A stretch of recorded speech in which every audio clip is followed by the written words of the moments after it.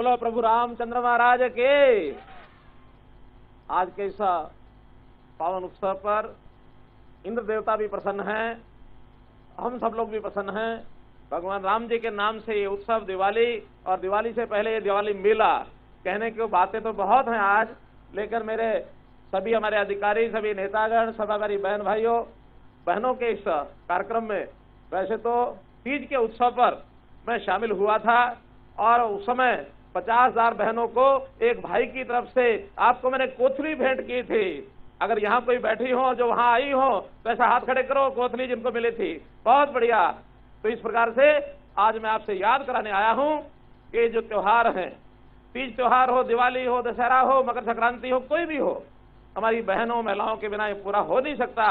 आज ये जो सूरज कुंड में दिवाली का जो मेला, ये पहली बार शुरू किया गया था, 3 नवंबर को शुरू किया था इसको, और आज इस रूप में एक इस दिवाली मेले के अवसर पर बहनों को पुनः आज निमंत्रण दिया गया था। इस अवसर पर तो मैं आपको इतना ही आभार प्रकट करता हूं कि आप इतनी बड़ी संख्या में वर्षा के समय यहाँ उपस्थित हुई।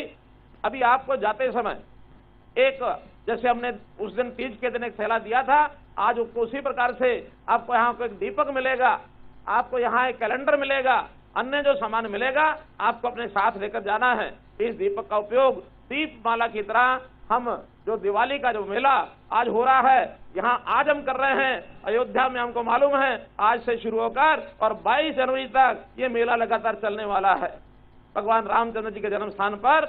और उस दिन प्रधानमंत्री जी स्वयं उस मेले का, वो एक प्रकार से उस भगवान राम के मंदिर का और उद्घाटन करेंगे। वो दिन हमारे लिए एक और नई दिवाली होगी, तो उसके लिए भी मैं आपको अग्रिम बहुत बहुत बधाई देता हूं।